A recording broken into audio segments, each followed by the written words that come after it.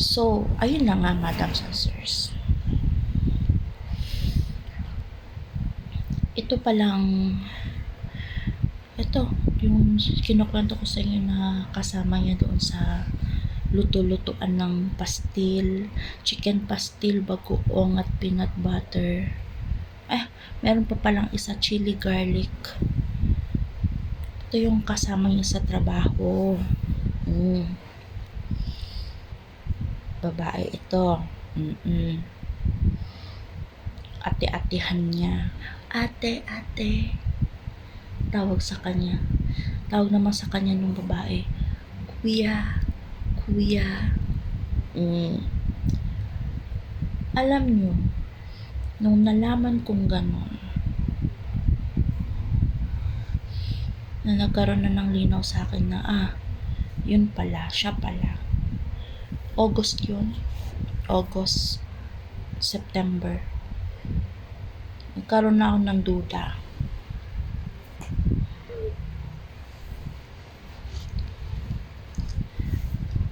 Kasama sa trabaho. Kasama sa negosyo. Wait.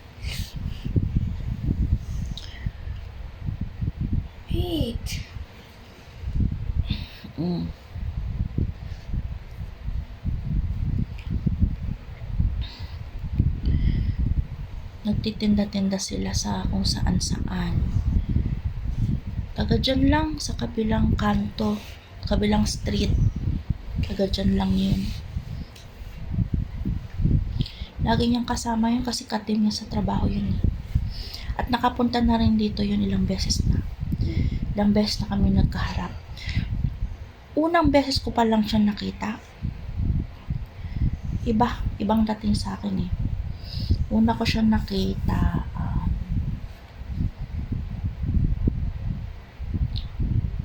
June or July 2024. Una ko siya nakita. Iba to. Hindi ko gusto.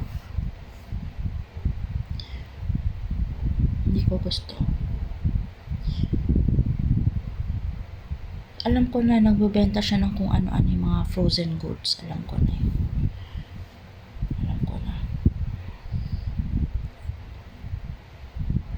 Mula noon, ilang beses ko na rin yung sila nakitang magkasama. Kasi 'di ba, pasok ko pang gabi. Pasok nila pang araw. So, pag alis ako ng bahay sa hapon, lalakad lang ako mula dito sa bahay pa Pasig Palengke kasi nandun yung sakayan eh. Minsan nakakasalubong ko silang dalawa magkasama. Naglalakad din sila. Kasi taga dito lang sa amin eh. Taga kabilang street lang. So, magkakasabay sila papasok ng trabaho at pauwi. Laging magkasama. Tapos ngayon ito, pumasok ang negosyo. Luto-lutuan silang ganito ganyan. Sila nagluluto mismo nun eh. Chicken pastil, chili garlic, bagoong. At yung may isa pa peanut butter pa. So ito si partner is lagi siya nandun sa bahay nitong babae. Nandun siya maghapon. Kung meron naman silang kailangang asikasuhin sa trabaho, sabay pa rin sila. Sabay pa rin.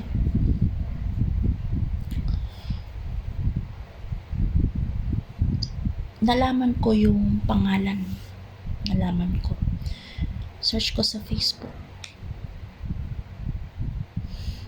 Okay. Nagnenegosyo naman pala talaga. Dati pa niya ginagawa yun. Mahilig siya magbenta ng kung ano ng pagkain. Nagluluto-luto siya ganyan. Okay. So, dumaan. August, September. Pumasok ang October.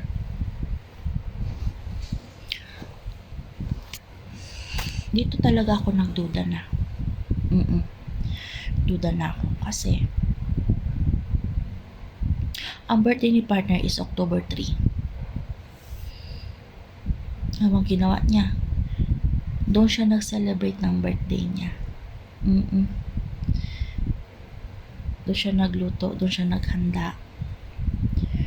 Doon niya na in-invite yung mga kawork nila. Doon sila. Yung ginawa niyang yun, doon na talaga ako parang nabuo sa puso at isip ko, meron tong something. May relasyon to. Oo.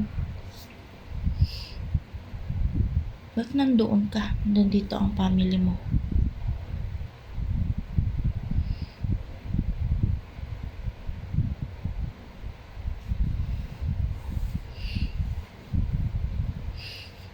Naghatid pa yan dito ng mga pagkain nila.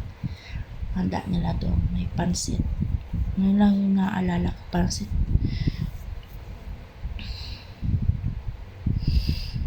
Tapos lagi siya nakatambay doon. Uwi na lang yan dito. Umuwi. Araw-araw naman umuwi. Pero uuwi lang yan kung anong oras na gusto. Kasi nga nagtitinda daw sila. Titinda sila doon sa kabilang o doon banda ng mga merienda. Nag-iihaw-ihaw silang barbecue, mga bito-bito kaganyan. Kung anong binibenta nila. Sige. Kasi doon siya nagkakapera, doon siya nakakasurvive. Parang tinanggap ko na lang din kasi at least hindi ko na siya poproblemahin, diba? Kasi parang nasusustentuhan niya yung sarili niya, ganyan. Pero ganun pa rin yung mula nun, lagi kami nag-aaway, ganyan. At sinimulan ko na rin yung okray-okrayin siya. Girlfriend mo yun eh, ganyan. Tinatanggi niya, oo. Tinatanggi niya. Hindi, ito ganyan. Hindi naman niya naamin. May umamin ba? Wala naman. Pagdating sa mga kabit-kabitan na yan, itatanggi talaga nila yan. Kadalasan ganun eh. Parang wala pa nabalitaan na may nangyaring umamin. Kung hindi pa nahuli, doon pa lang magsasalita. Okay. Pumasok tong November 1, November 2, diba araw ng mga patay. Okay, benta-benta sila ganyan. No? Parang ilang oras na lang yun siya dito sa bahay. Parang nandito na lang yan siya para matulog, maligo. Doon na yan siya kumakain. Doon na yan siya. Hindi mo makausap ng maayos. Mahina kayo mag-usap, nauuwi din sa away, oo. Nauuwi sa sigawan, oo. Ako lang pala naninigaw, hindi siya. Dahil hindi mo makausap ng matino. Siyempre ako, stock ako ngayon sa cellphone. Marami akong pictures na nakita nila. Ito si babae, suot lagi yung jacket ko. Malamig sa opisina eh. Ito si partner ko, nanghiram sa akin ng jacket yan. Nakikita ko sa mga pictures, laging suot ng babae. Oo. So madadagdagan talaga. Hindi na to duda. Hindi na to hinala. Madadagdagan talaga yung parang katibayan na may relasyon talaga, oo. So, papunta na tayo sa exciting part. Abangan nyo to, madams and sirs.